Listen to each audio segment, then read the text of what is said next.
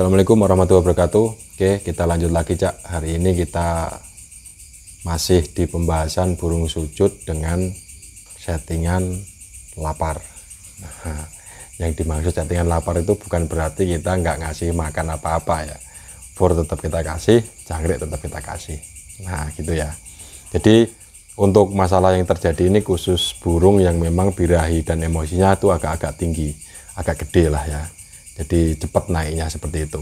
Kita udah otak-atik mungkin dari segi extra poding udah kita turunin, terus hari hanya juga kita udah otak-atik, terus mandinya juga kita udah otak-atik, tapi hasilnya masih zong, masih sama lah ya. Jadi kita bisa lakukan hal seperti ini, settingan lapar. Jadi kita nggak mau melebar kemana-mana karena memang masalah sudah ada, jadi titik poinnya kita ngasih solusinya seperti itu.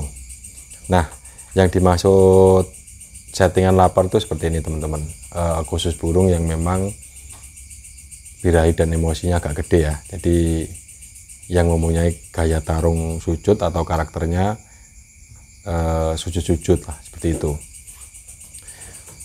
dan terjadi masalah di kemudian hari. Nah, ini kita kasih solusi dengan settingan lapar.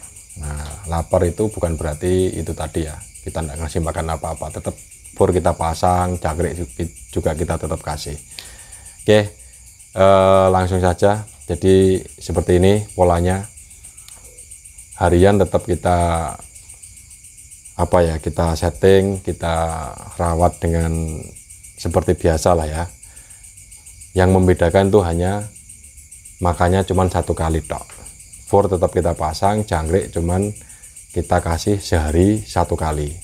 Jadi misalkan teman-teman bisanya ngasihnya pagi, kita kasih pagi. Kalau kita kasih sore, kita kasih sore. Seperti itu. Kita sesuaikan dengan kesibukan teman-teman di rumah. Jangan sampai kita nyeting burung mengganggu pekerjaannya teman-teman di rumah. Kita atur sebagaimana kesibukan kita lah ya. Jadi jangan sampai mengganggu.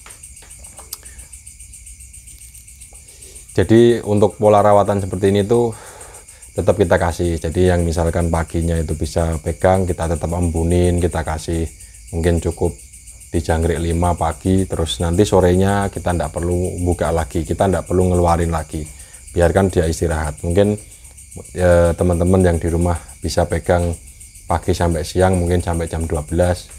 Terus yang nggak bisa atau yang kerja kita cukup sampai jam 7 atau jam setengah 8 kita masukin ke rumah.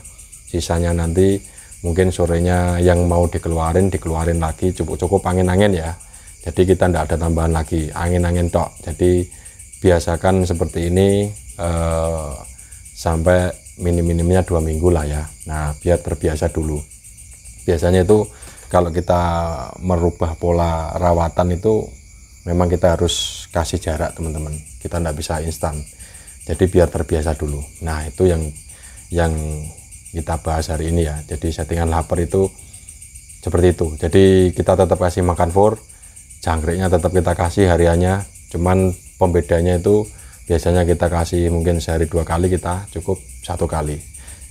Jadi yang bisa pagi kita kasih pagi, yang sore kita kasih sore, sesuaikan. Nah, ini khusus burung yang memang birahinya itu agak gede atau birahi dan emosinya masih kurang enak lah ya, tapi dia mempunyai birahi dan emosi tinggi banget lah, seperti itu. Kita bisa pakai settingan seperti ini teman-teman.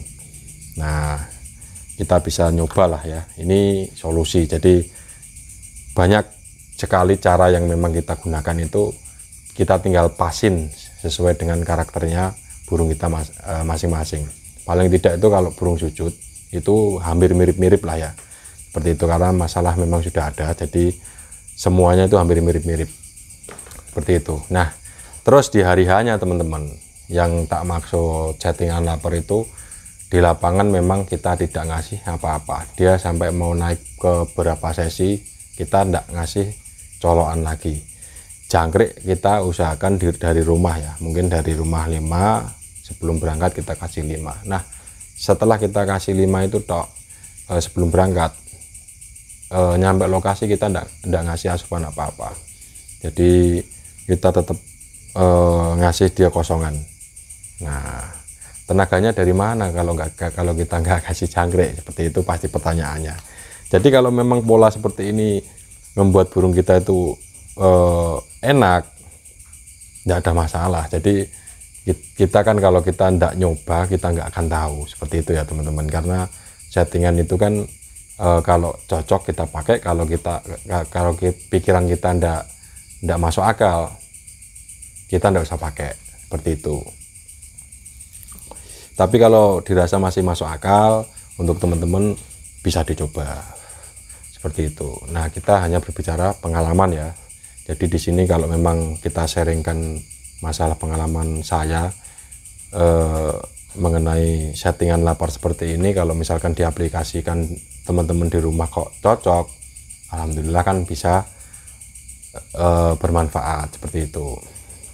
Jadi kalau kita tidak mencoba itu kita tidak akan tahu seperti itu, karena memang yang mungkin baru pemula atau yang belum lama pegang murai batu untuk settingan seperti ini itu mungkin pasti tidak masuk akal seperti itu kan. Kok kita hanya ngasihnya sehari 1 kali, terus di hari hanya sebelum berangkat kita hanya ngasih jangkrik di rumah saja, terus lokasi kita ndak ngasih asupan apa-apa. Kira-kira itu lapar ndak, seperti itu kan. Nah, yang penting masih ada fur yang dimakan teman-teman. Seperti itu ya. Jadi yang saya maksud settingan lapar itu lapar dari ini tadi apa namanya extra fooding, bukan dari furnya ya. Seperti itu, biar dia steril di lapangan. Nah, lapar itu sampai kita mungkin turun 3 kelas kita ndak nambahin apa-apa. Cukup kita poles itu tadi di rumah sama hariannya itu tadi. Kalau masalah tenaga, misalkan teman-teman ada waktu untuk umbar, mungkin di sela-sela sore hari kita bisa pakai umbaran. Atau yang misalkan bisa pegang pagi, kita kasih cukup 5. Pagi hari kita mungkin bisa jemur sebentar, terus sisanya kita kerodong. Terus ketika kita mau ngumbar, katakanlah teman-teman di rumah punya umbaran ya, mungkin yang kerja, ini khusus yang kerja, kita bisa melakukan umbaran itu di sore hari. Kita speed mungkin 200 sampai 300 kali atau sampai 500 lah. Kita sesuaikan dengan ukuran umbaran, kan macam-macam, ada yang 3 meter, 4 meter sampai 10 meter. Tinggal menyesuaikan kondisi burung di rumah. Seperti itu ya. Jadi itulah yang saya maksud untuk settingan lapar ya. Bukan berarti kita nggak ngasih makan apa-apa teman-teman. Kasihan kalau kita nggak ngasih asupan apa-apa. Karena masalah memang sudah ada ya. Masalah sudah ada, yaitu tadi masalahnya banyak. Mungkin teman-teman ada yang itu tadi yang dia kerja tapi tidak mau buka paruh, mungkin dia hanya lirih, dia hanya kiri kanan nguklu, dia aja gayanya keluar, cuman dia buang materinya itu mungkin cuman besetan, ngukuk beset, terus dia pindah kiri kanan, narung beset lah. Kita bisa gunakan settingan seperti ini teman-teman. Jadi kita tidak perlu banyak banyak mengevaluasi harian, tapi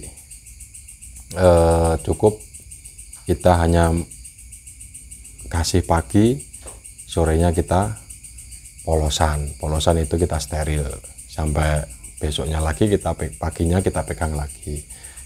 Terus yang memang kobernya itu di sore hari kita pegang sore hari, terus paginya kalau misalkan nggak kepegang nggak apa-apa, kita nggak bisa ngeluarin nggak apa-apa. Kalau misalkan teman-teman ada yang berangkat mungkin kerjanya itu pagi-pagi banget, mungkin yang jualan ke pasar biasanya itu kan kalau pagi sibuk ya, jadi yang kepegang itu hanya di siang hari. Kalau kita sih biasakan sore aja, jadi biar polanya ketemu.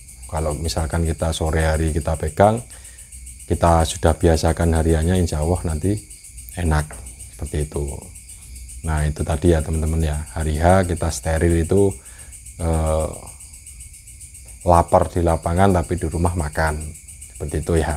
Jadi dari rumah udah kita persiapin, di lapangan kita steril dari apapun lah ya, mungkin dari Hongkong, dari kroto, dari jangkrik, pemberian jangkrik itu tadi, kecuali catatan ya, ini kecuali kondisi mungkin hujan. Nah itu kita bisa pakai colokan lagi, misalkan 1 atau sampai 2 ulat Hongkong tuh, cuman sedikit aja, jangan sampai kita kasih banyak-banyak seperti itu ya.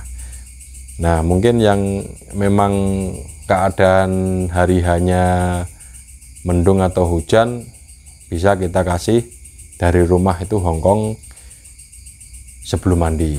Nah itu ya teman-teman ya. Jadi misalkan kondisinya cuacanya hujan nih, pagi hari itu tetap kita ngasih mandi walaupun dalam kondisi keadaan hujan ya. Nah itu kita membiasakan setiap minggu itu sama, jadi walaupun kondisi hujan tetap kita kasih mandi di hari H.